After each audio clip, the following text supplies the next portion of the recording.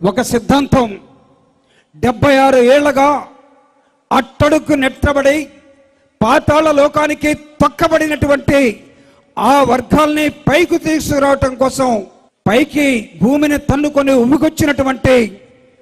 అవసరమైతే హిమాలయ పర్వతాల లాంటి కాంగ్రెస్ పార్టీని కూడా కాదనుకొని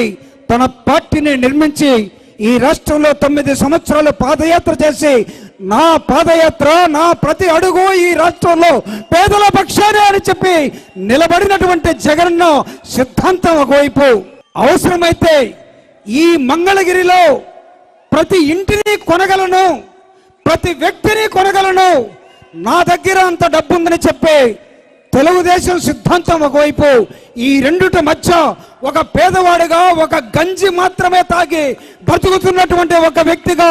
ఇదిగో ఈ రణరంగంలో మన ముందు నిలిపినటువంటి జగనన్న